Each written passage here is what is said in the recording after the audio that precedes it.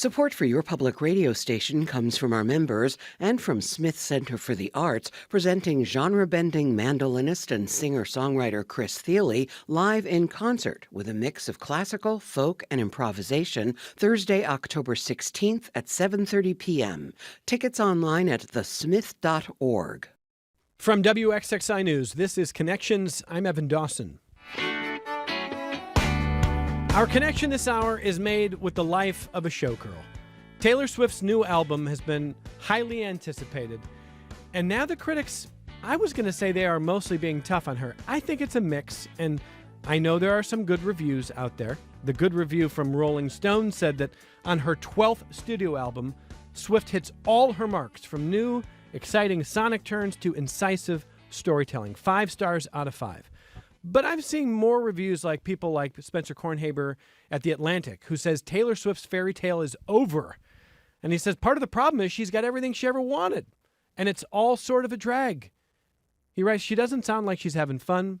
She has the team captain, the cushion-cut diamond, the fans who will shell out for yet another branded cardigan. But Taylor Swift's The Life of a Showgirl, and the life it seems to portray, is a charmless chore. Huh. Well, listen, I respect Taylor Swift as a songwriter, as a very smart person, a business person, a musician. She's very, very talented. I'm not a Swiftie, but I can appreciate her work. But every time a new Taylor Swift album comes out, people come out of the woodwork saying, you got to do a show about this. She is an institution. Well, what I was wondering is it possible to make good art if you're happy? This album is, she's finally happy. She does have it all. Kornhaber's not wrong. She's got the team captain and the cushion-cut diamond and the life that she thinks she's always wanted. What does that do to your art? Can you write great songs if you're not pining for something, that if you've got everything you ever asked for? Let's find out with some super fans and a not so super fan. My colleague Hannah Mayer's here, music director of The Root on WRUR and WITH, and not a super fan. Not a super fan, and not a Swiftie, but a lover of music, and I do have a lot of opinions. So I'm here to share them. You're here to be the fly in the ointment. Come on. I know. I was a little nervous walking into this. I'm like, I feel like I'm going into the lion's den with the Swifties here, but I have no disdain towards Taylor. I think she's a fantastic artist. I think she knows how to hustle. I mean, she's obviously made a huge empire for herself as one of the most popular musicians of all time and one of the richest people on the planet currently. But I do think there is some artistry missing in her music for me personally. Don't give it all away here. Okay. We're just tipping the iceberg right now. Let the fans build up to hating you. Okay, great. No one's going to hate anybody. We all can have a nice conversation. Maddie Russell is a super fan. Hello, Maddie. Hi. How is everyone today? Very good. Thank you for making time for us. Across the table from Maddie, Sarah Eaton, a Swiftie. Hi, everybody. How are we? I'm very good. Thank you for being here.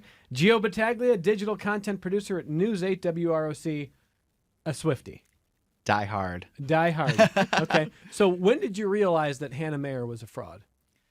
About 5 minutes ago. Yes. I am so curious about what is so captivating about Taylor. I mean, I have bands that are like that for me, like diehard bands that I love so much, but I'm so curious to hear what you guys have to say about why that's it for you. Why what about the sound? Let's start with that. It's a great question. Let's go around the table. What about you, Gio? I think for me, what it started with was I really dove into her probably that 2020 folklore. I remember listening to it for the first time on a train, and it was just the perfect setting and scene. And then just seeing the community that it brings together locked me in and mixed with the music itself. A community in person, community online, just in general? Both. I mean, it started, I read a bunch of discourse on social media about the album. I like to know what other people think. But then seeing how people turn out for record store days and any event that she has, I just like that people can come together like that. And even this. So how many shows have you been to? Just one. I've only seen her one time in person. And what was it like? What was the vibe like among the fans? Was it positive? Oh my gosh, yeah. Everyone was ready for the show to start, and everyone was excited for each other to have a good time. Well, let's go around the table here. Sarah Eaton, a fan since when and why? That's a great question from Hannah. What is it about Taylor for you? Well, I've been a fan since she came out. So right when debut was there, in that 2007 era, watched her kind of grow up with when Tim McGraw was released. And for me, I was a Britney fan. I wasn't necessarily a country fan. And I just wasn't there. But I have 3 younger sisters who we are all very different people. What I loved about this was the fact that she was something that we all enjoyed. And I've been able to go see every concert. I'll put an asterisk there. There may have been a child being born that prevented a 1989 attendance, but we don't talk about it. But we've been able to keep going, and we've been dressing up as her since she's been going to concerts. So the Eras Tour wasn't the first kind of costuming. It was something we've been able to do as kind of a family. And that connection, just for my personal life, the acceptance of other Swifties to just embrace everybody. And there's not a lot of, you're not too good of a Swiftie, or you're not Swiftie enough. Like, I love hearing that in 2020 is when you got to join in. And it wasn't, well, I've had her record since forever and I saw her. It's absolutely come into the fandom. We love you. We embrace you. And it's just been such a wonderful community to be a part of. Well, let's find out what Maddie Russell says about what's your timeline here? So my timeline is kind of disjointed. I remember really loving the music from Fearless, her second album, when it came out. I was in middle school-ish, junior high-ish, and I remember everyone I knew saying, "Oh my God, turn this junk off. This is so stupid. This is too mainstream." And so I didn't listen to her until the 2021 Midnight's Folklore era. And something in me, the first time I sat down to really listen, like that little girl that was so afraid to enjoy this music and to enjoy things that were, girly, I think she was healed a little bit by that. And the fandom is so amazing. The amount of times people have said, "Welcome home." I say it to people too, or "Welcome to the family." But I think for me, like, the thing that keeps me coming back is her kindness and her authenticity. She seems so down to earth. She never talks about, like, "Hey, look at how good I'm doing," or, crediting just herself. It's always gratitude towards the fans, gratitude towards her crew, and just the way that she interacts with the fans, visiting children in the hospital, surprising people at their bridal showers. She just has that connection, and she lets herself be vulnerable in a way that I think a lot of stars are afraid of. So it really does foster kind of a closeness. Okay. All right, Hannah. There's the first set. So you're getting inside the minds now. I am. And what I took away most from that I wrote down is that the fans of Taylor accept new fans in very easily. And like you were mentioning, the family aspect of that. Some of the bands that I have been fans of, like let's throw out Radiohead as an example. I was super into Radiohead when I was in high school and then in college, and I've seen them like 15 times. Waiting in line with those fans is horrible. They're not nice people. Really? Yes. They are not nice people. Some of them are. There's got to be some nice Radiohead fans. Come on. There are, and I know some of them are good friends of mine, but it's a little more cutthroat. It's like we're waiting in line to get in there first. It doesn't sound as comforting and warm as the Taylor Swift fans might be. So I can see how, as a community, like aside from the music and aside from her, just everybody getting together seems a little bit more welcoming than, maybe some indie or alternative or like punk shows. Yeah, no, that's a really interesting observation. I mean, it takes me back to when I took my son, who was 10, to see his favorite band in person. It was his first live concert. And he knew every word to AJR's songs, and he loves them so much. But I didn't know if he was going to cut it loose in concert with 15,000 fellow travelers and just sing along, or if he was going to be too cool for school. And like half a song in, he is screaming the words, he's belting it. But the people around him are high-fiving him. They think that's great. It was so sweet, the amount of love that he felt from people around. and the kindness. You know, they're, hey, buddy, your throat's kind of hurt. You want me to go get you water? I'm like, oh my gosh, these people are all very, very generous. Doesn't that make that experience just so much better? It matters. Yeah. It matters. It does matter, and it makes it about more than just the music. It is about the communal experience. Whereas it sounds like for you, Hannah, when you go to see Radiohead, you want to hear Radiohead. You understand it's not going to be 11. Yeah, exactly. Most of the shows that I've seen have been, the bigger shows at least, have been a little bit more intense. The crowd is kind of like, don't come into my space. And I don't know, maybe it's just the genre of music that I like, which I didn't really grow up. I didn't grow up listening to boy bands or, girl pop singers. I did not listen to pop music at all. Growing up, the things that I listened to when I was like 6 years old were like Nirvana and Green Day and grunge, and like that's what my parents listened to.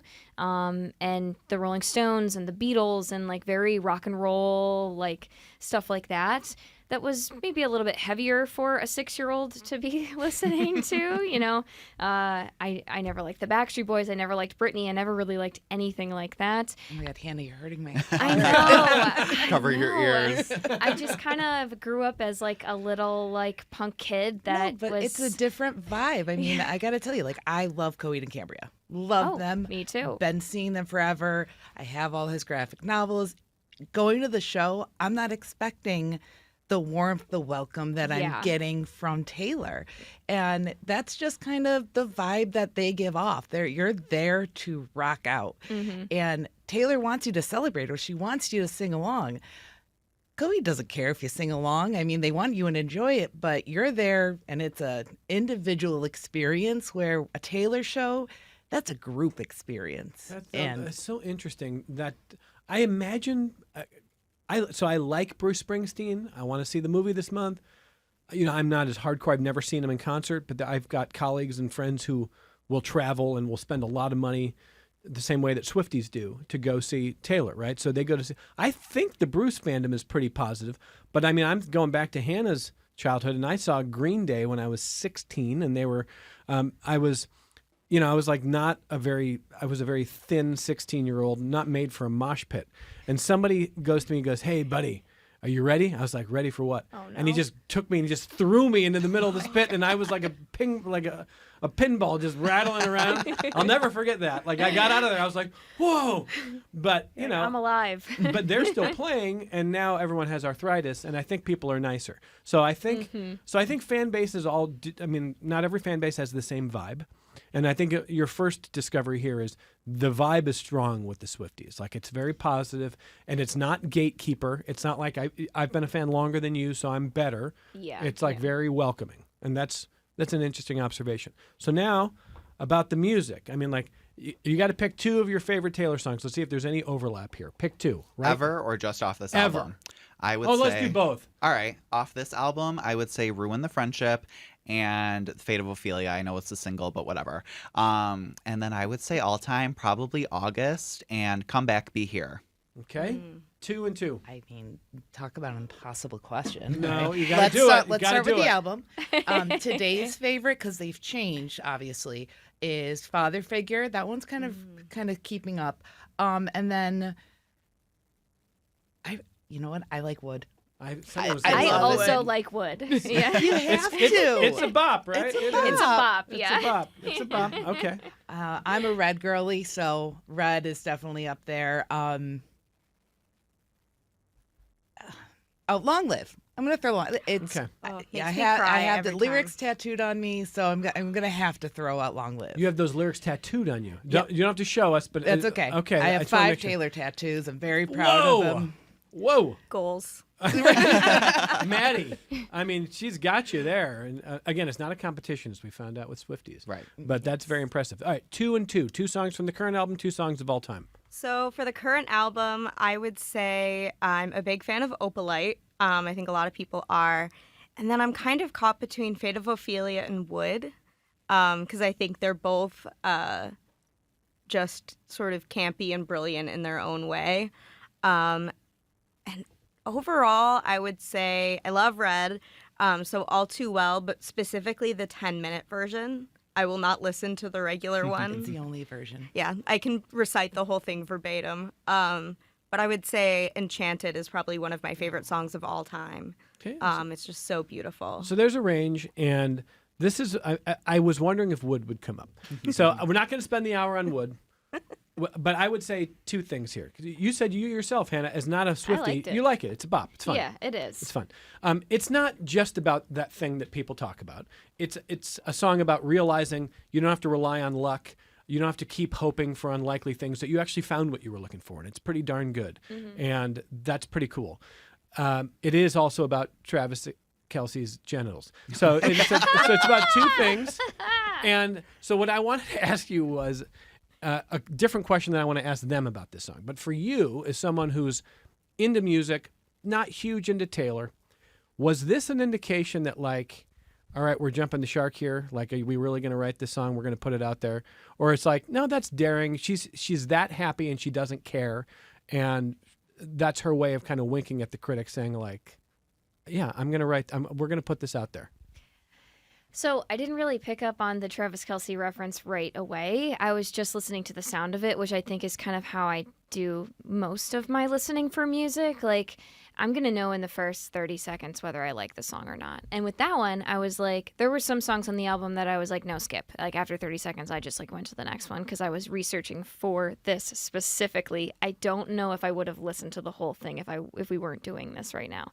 But Wood caught me. I was like, oh, this is a good song. Like, it's catchy. I like the hook. I like the sound of it. I do think that the album overall it feels a little bit like a teenager who's living on her own for the first time and kind of giving the middle finger to everyone and being like, I'm on my own. I'm going to like use swear words. And it feels a little bit like that to me. So what if you think I can't do this? I'm going to do it. Yes. That, as far as the lyrics go, I got kind of that energy, which I'm not a huge fan of. But after learning about the second meaning relating to Travis Kelce, I actually think that is hilarious. And I love that that if that's true, I don't know if she's said that that's what it's Travis about. Kelce himself has said it on the podcast. Okay. Actually, he tried to coyly deny it, and his brother said, at least be glad that the reference to you is redwood. For me, it would be like shrub. Oh my God. Japanese maple. Japanese maple. And I will say, you know, if I graduated from he didn't measure up in any measure of a man and the smallest man that ever lived to a redwood tree, if I made that upgrade, I'd write a song about it. Oh, my God, alive. So, okay, but here's what I want to ask the Swifties about this.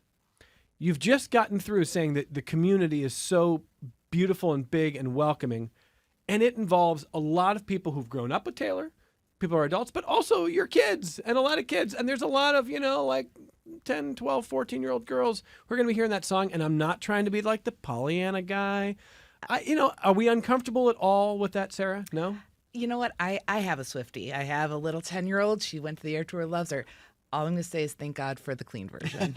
And we took her to the movie, and they played it, and everything is appropriate, and I didn't have to walk out there and explain anything to her. But you don't think her friends are going to be like, do you know what this is actually about? Hey, you know what? She may, they may, but my fellow Swiftie moms are showing the clean version, and if it comes out and they talk about it, it is what it is. I do get that vibe, though, what you were mentioning, where she kind of was like, ooh, I can swear now. I can do this. Yeah. But I'm going to say at 35 years old, she has been under a microscope. I mean, she didn't start really swearing. I think she said like the SH word on Red like once. And you kind of see this graph going up. Like, she is kind of pushing the boundaries each and every time. And finally, she's like, you know what? I am happy. I don't care. This is what I want to write about and how I want to write. But, at 35, she's doing that thing that, like, what's her name? Miley Cyrus did when she had that era. With Wrecking Ball and... But, she did it at, like, what we think is to be an appropriate age. Taylor's just kind of doing it at 35 on her own timeline. Yeah, I was thinking that when I was listening to it, because Taylor and I are the same age, and I kind of felt bad for her, honestly, while I was listening to it. Like you were saying, it felt like she was having this 21-year-old or like a 23-year-old moment where she was like under, the Disney microscope for so long and having to be so clean and, make sure that it's okay for kids to listen to her music, et cetera, et cetera.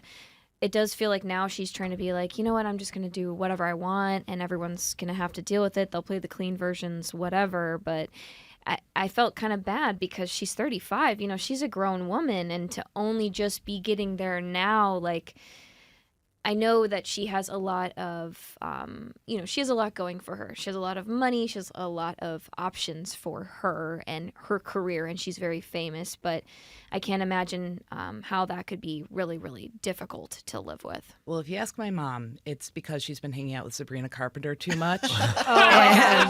She thinks that might be a little bit of a bad influence. I love Sabrina. I love her to death. It's been a great My mom year is concerned about for the me, friendship. musically. Wait. So elaborate on that there, Maddie Russell. It's been a great year. So you love Sabrina Carpenter? Yeah. And to see Sabrina guesting with Taylor Swift is like, oh. Yeah, there's a phrase called Tay daughters, which refers to like young artists that she's kind of mentored. So this was sort of establishing Sabrina as the number one Tay daughter. And I love that both of them have put out pop albums this year that have been controversial. And the reason why they've been controversial, some of the biggest critiques are the expression of women's sexuality. And, Sabrina was also under the Disney microscope. At the beginning of her last tour, they were definitely narrowing in and saying, how could I take my children to this? You're supposed to be Disney Channel. And to that point, men get away with talking about anything, and sometimes they have very violent women's language. Bodies. Yeah, very violent language when describing women. But when a woman does it to herself, it's it's a pearl clutching moment. And I do agree definitely about playing the clean versions. But when I was a kid, I also kind of grew up with listening to what my parents listened to, having the same interests. I saw Rent when I was like 10. And instead of like shielding me from those themes, my parents sat me down and said, like, this is what this show is about. These are the big things that are happening in real life. So I think obviously playing the clean version is a good thing. But if, a kid comes and asks questions like, well, what does this mean? What does that mean? I think it's better to really sit down and have that discussion with them. Well, and again, I don't want to pearl clutch either here. Honestly, the answer is pretty straightforward. It's like she's an artist who has a healthy sexual relationship with her partner. Mm-hmm. And it's something that gives her happiness and pleasure, and that is part of life. Like, that's a pretty straightforward answer, right? Yeah. Mm-hmm. I mean, I don't think that's complicated. But what does make it complicated is when you've had a career that's this long, so now hers is going on 2 decades. So a lot of her fans who were in their teenage years when they found Taylor are now having teenagers and having young daughters, having 10-year-olds. And so it's like, is the music for the parents? Is it for the kids? And does she need to explain, or maybe she doesn't? Maybe it doesn't matter. I guess I go back to Gio, if you like it or if it was cringe. Was it like, okay, be happy, have that relationship, but it's cringe to say this? Or do you agree with Hannah, like, that's kind of subversive and like that's funny, like that's just good for her? I think the cringiness on this album did not have to do with her talking about her sexual relationship with Travis. But there was cringiness? I think so. Uh-oh. Ooh, let's hear it. Uh-oh. And I This think is it was from a in- Swiftie, by the way. Let's hear And I it. think it was intentional cringiness too. That's one thing. Well, but that's different. Ironic cringiness is different than actual cringe. What are you saying? Well, there were a few songs, Father Figure, and what's the song after Eldest Father Figure? Daughter. Eldest Daughter, when she's talking about being savage, and on Canceled, which I love Canceled, and some of my friends have canceled me for liking the song Canceled. But It's there's just a not few... a song I can sing. Yeah, Like, it's there's just, a I few can't sing lyrics in along. there that are just not- so like tied to social media that it's like hard to escape it when you're listening to it. I Tied to feel. social media, like she's so like in affected, addicted. no, like one. Well, okay, I have two answers to that. One of the lyrics in Canceled is, "Did you girl boss too close to the sun?" which is a TikTok social media, like Yeah. Oh, I can answer this one too. That is what Candace Owens said about her. Well, there in we Blake go. Lively. So it's a kind of a dig at Candace. Explain the cringe. Oh, okay. Wow. That now I'm with Gio. If you are ignore Candace Owens. Who cares what Candace Owens thinks? Candace Owens is in your head. You're Taylor Swift. Like you do have it all, and you can write interesting. Look, we're going to talk more in our second half hour about, whether it's harder to write and create good art if you're truly happy. I would argue it is not at all impossible to create great art if you're happy. But I do think it's weird to get caught up in what Candace Owens, of all people, is saying. Like, come on. Yeah, I think that song kind of addresses multiple people. When she was describing the writing process during the sort of documentary that she put out for the first weekend of the album release, she had said that the song is about the people who she kind of takes under her wing after they deal with what she dealt with. Because for years there was just this ongoing smear campaign, not just Candace Owens, but throughout the media in like 2017-ish with Kanye West, Kim Kardashian. People were delighted by her downfall. Hashtag Taylor Swift is over party. So the song is really about, people who reach out to her and say, they're going after me. I made a mistake. Or in some cases, like in the case of Sophie Turner, who was in Game of Thrones, Taylor let her and her children stay in one of her properties during a really brutal divorce.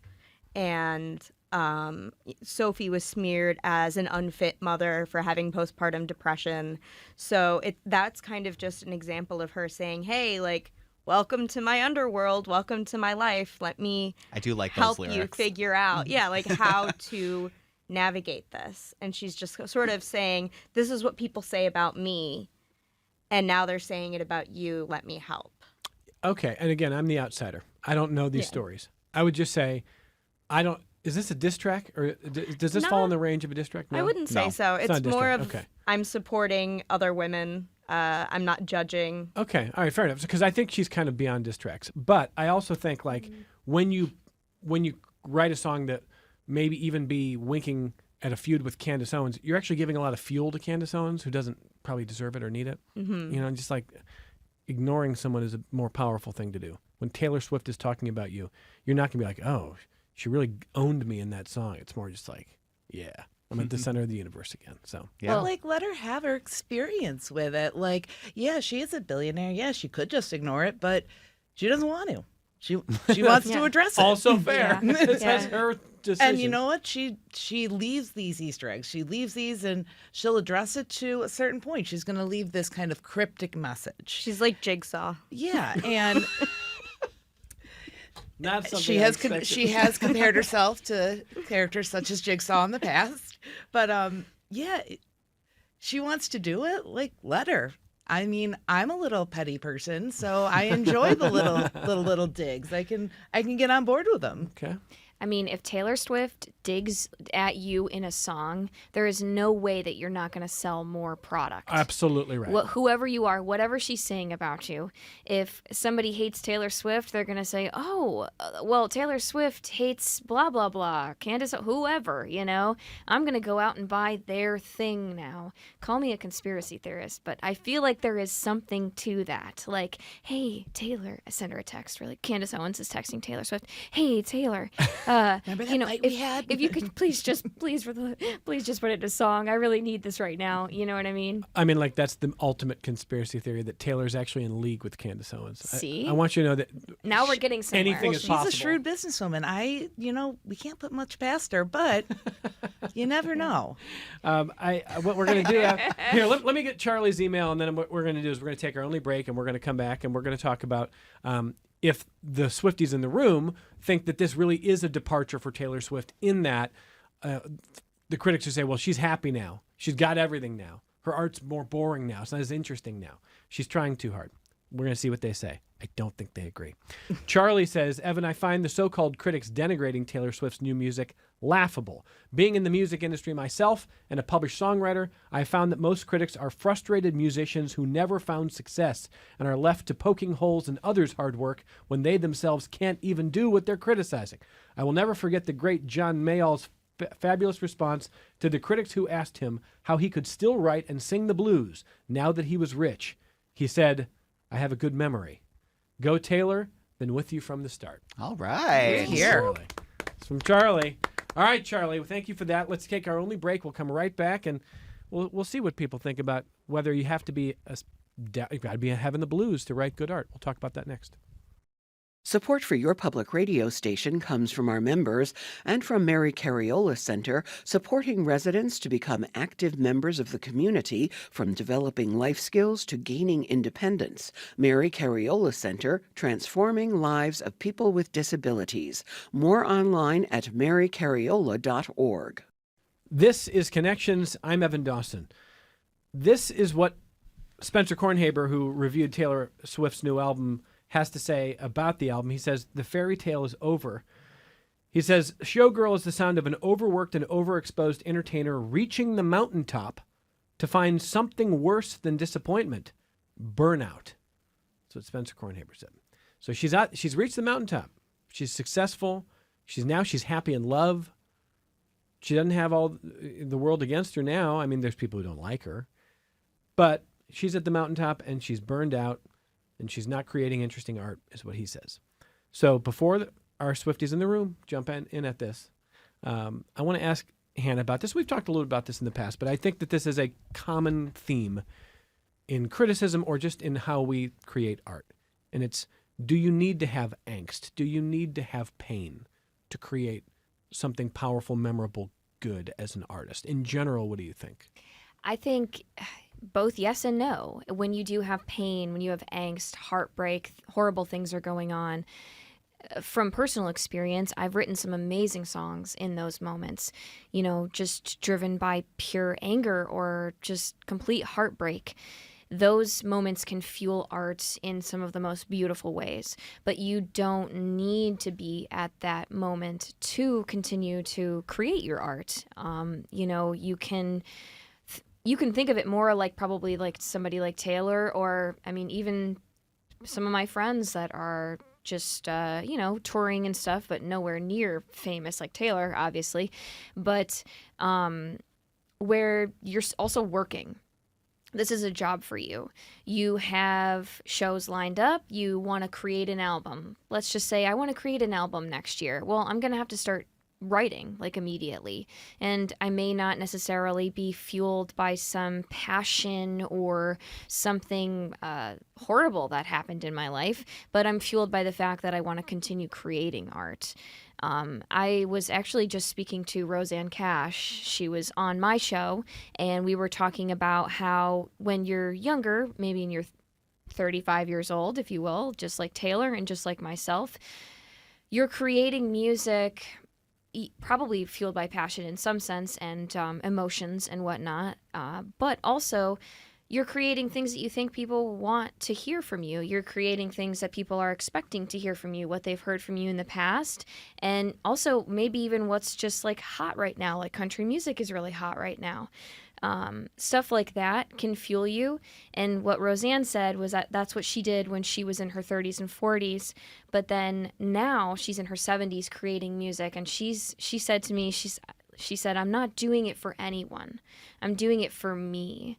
I'm creating stuff for me, fueled by whatever I'm feeling right now. Most of it, she was saying, are past experiences and things like that. As you get older, you're not feeling those crazy heartbreaks probably as much. You're a little bit more settled and a little bit more stable in your life. But I think people ebb and flow as they age. When you're a teenager, you feel a lot more things. When you're in your 30s, you kind of start to settle down a little bit.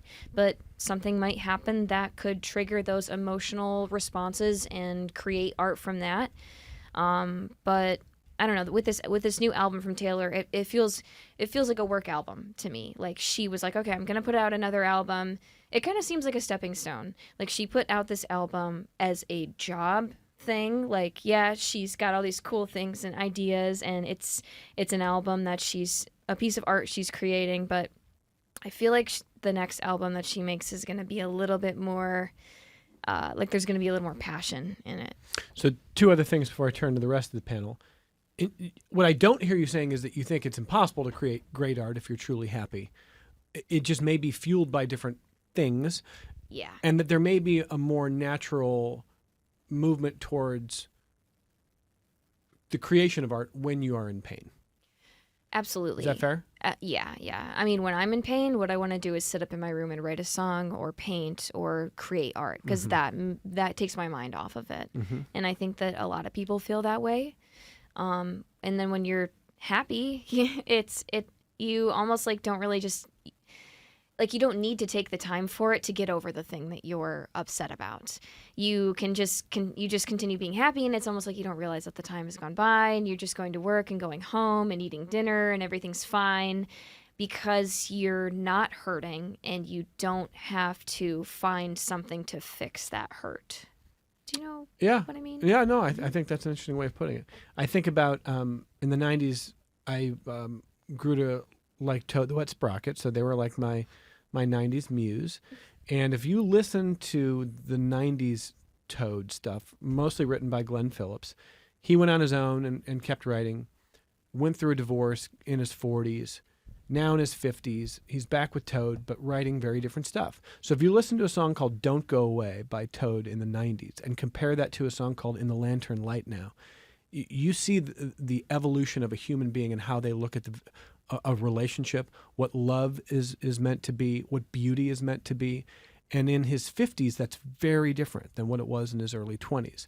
What the extreme emotional swings of his 20s have been rounded into a feeling of comfort that comes from love later in life. And it's just very interesting to me. He's not trying to be his 20s self. And yet I hear some artists who won't sort of admit through their art that they are aging. Yeah. That life, like, that they still want to be that 17-year-old, kind of that badass. I mean, like, it's like, why? Yeah. So, and I'm not saying anything about Taylor. I'm just observing that human beings do evolve and change, and that should be natural. They do. And I actually just saw Blink-182, and that was the vibe I got from them. That they're hanging on? They're hanging on as much as they can to their, 16-year-old selves, and they're trying to channel that energy for the people watching them when it's like they should realize that we were all teenagers when they were teenagers, and now we're not. Now we're Again, adults that's with where kids. I'm like, someone's going to tear an ACL in that mosh pit. Exactly, and I've seen my a back ton hurts. of bands that have been doing this, of this resurgence of the When We Were Young tour. All these bands that, I mean, don't get me wrong, I saw when I was 16, 17, and I was there, and they were fantastic. But it's kind of like when I go to see Styx. They're fantastic. I love Styx to death.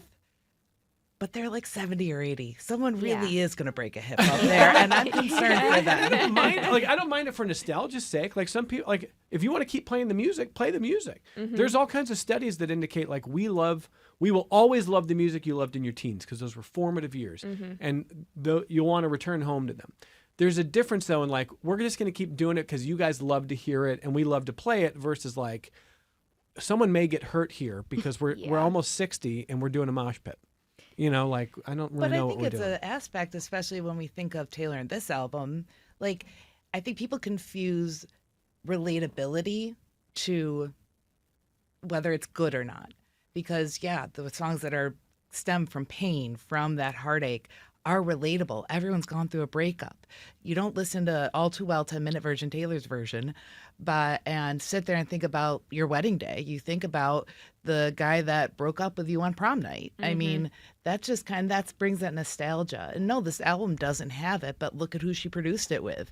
Max Martin and Shellback are not known for producing these nostalgic songs. They're Britney Spears, Backstreet Boys. They're Shake It Off. Jack Antonoff and Aaron Dessner, that's who's going to bring you that, oh my God, that heart-wrenching, August or All Too Well or any of these songs that just bring you to a place in your life that's so relatable, it just doesn't mean this album is a bunch of shake it offs for me. They're fun. They're Yeah. bops. Are they going to live a lifelong and have the stamina that All Too Well has? Probably not. But that doesn't mean it's not a good album. And I have like 2 points to bounce off of what Hannah said. The first is that the way she describes this album, it's not a work album. She said she produced it during the Eras tour. She was flying to Stockholm in between shows to work with Max Martin and Shellback. And she said, once I started, I couldn't stop. She said, I just kept churning stuff out. She talks about how proud she is of this album. So it's definitely not something that was planned. And it just seems like something she's really passionate about. But I also feel like it's kind of a farewell to the showgirl, to the illusion of Taylor, to Taylor Swift, the brand. And I think it was a That's interesting. study in authenticity that we haven't seen in a while. So with the song Eldest Daughter, when she's using this cringy language and saying, I'm not the baddest, this isn't savage, she's using that outdated language to say, yeah, I'm not cool. There's even a line in the song, I've been dying trying to seem cool. She's saying, this isn't who I am. I'm not nonchalant, and I'm not unbothered, and I'm not, using my anger to make money. I am just like your regular cringy millennial.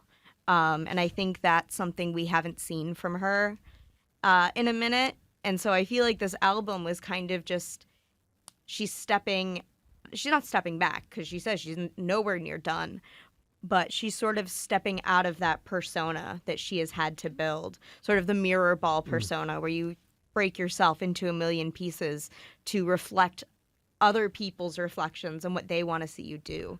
This is kind of her way of saying, I'm done doing that. I'm going to do what I want.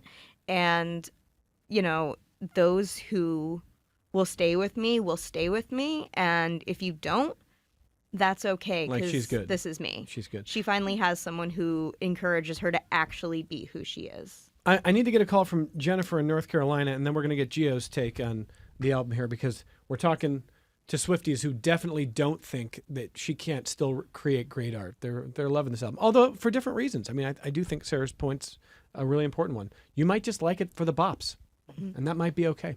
Let me get Jennifer in Connolly Springs, North Carolina. Hey, Jennifer, go ahead.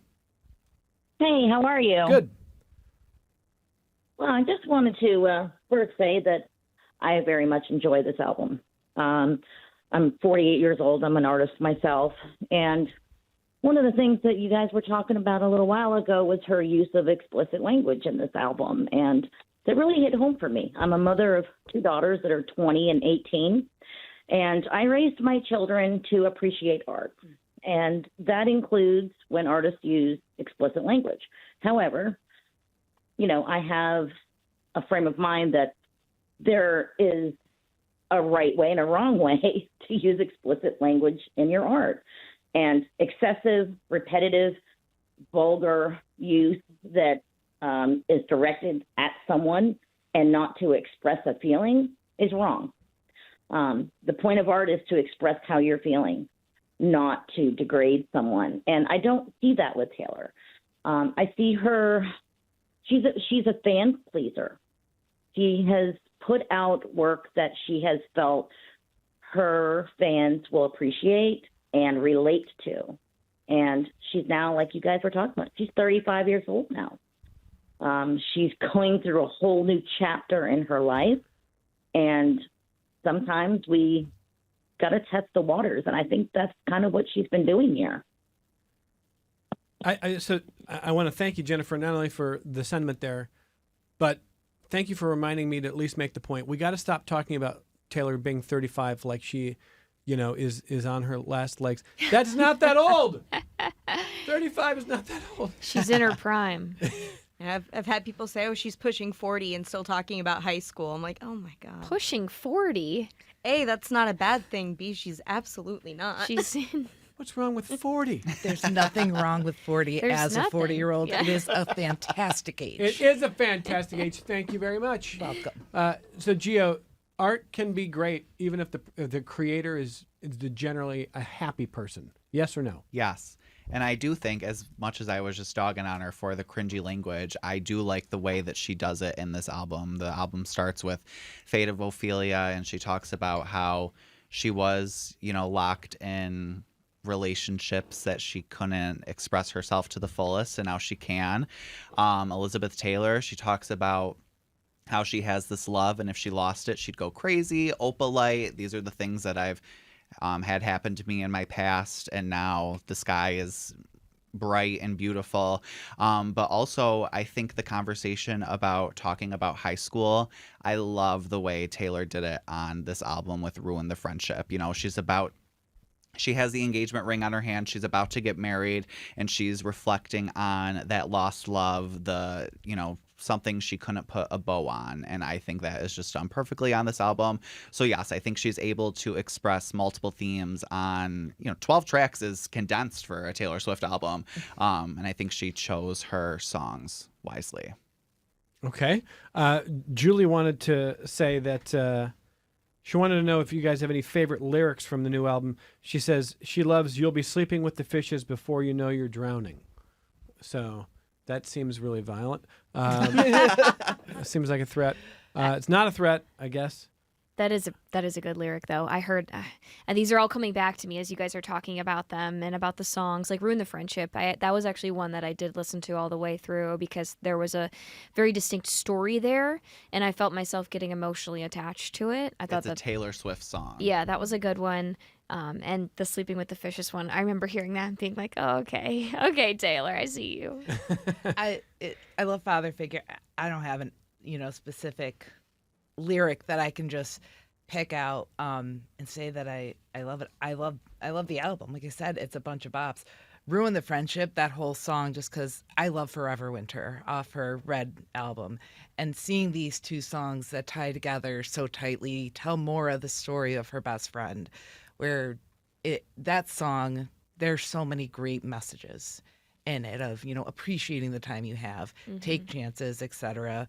I mean, that one is such a good one, and Life of the Showgirl. I mean, how many great messages are in there of going for what you want and, not really taking people's advice and doing what's important to you. Mm-hmm. Maddie, any lyrics pop to you? Oh man, I'm looking at my notes here. My God, are they color coded? They are. Oh, They I are. love that. I That's think for me, a song that really hits for me is Wish List. And how she's talking about everybody wants something different in their lives. Some people want to be a jet setter or an influencer or to have a modeling contract or to play for a professional team. And she's saying, I just want you.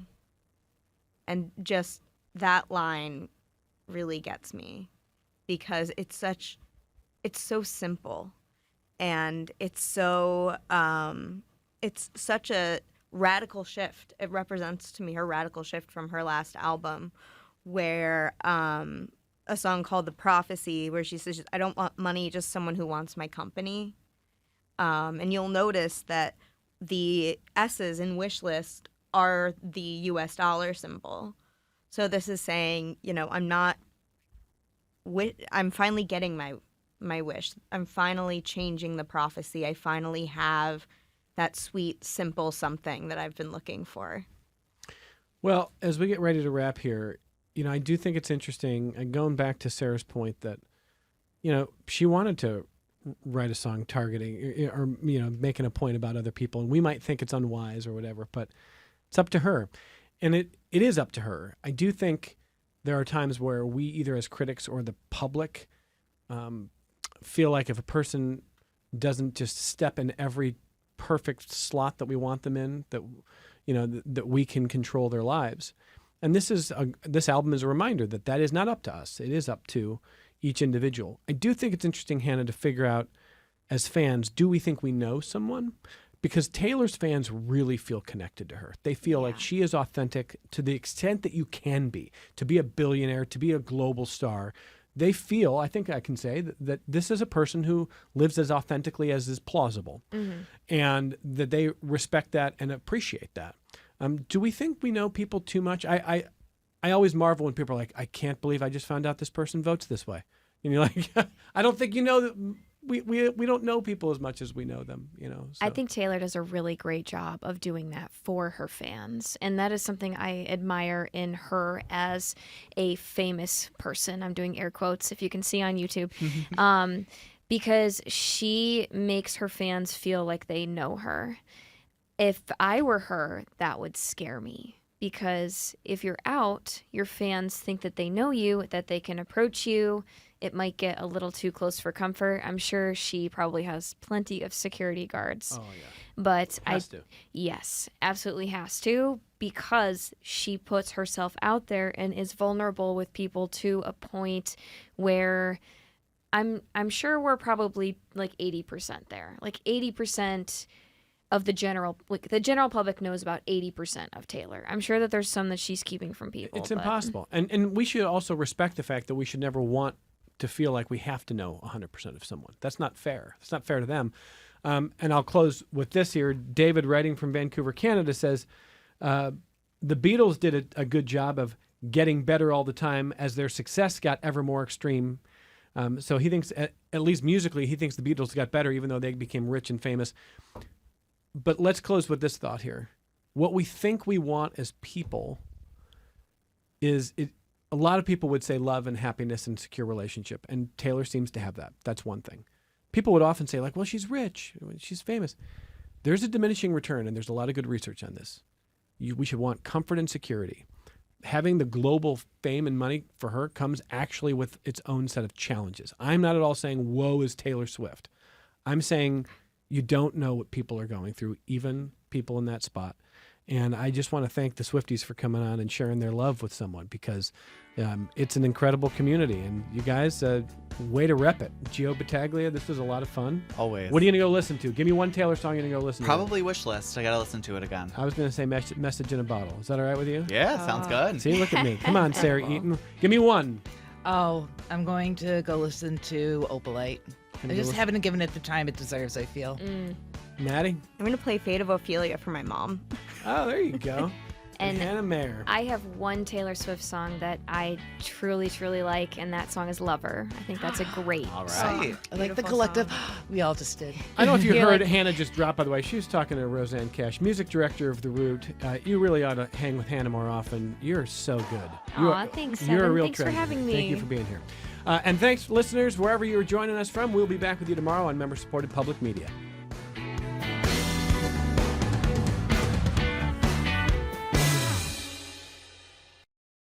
This program is a production of WXXI Public Radio. The views expressed do not necessarily represent those of this station, its staff, management, or underwriters. The broadcast is meant for the private use of our audience. Any rebroadcast or use in another medium without expressed written consent of WXXI is strictly prohibited. Connections with Evan Dawson is available as a podcast. Just click on the Connections link at WXXInews.org.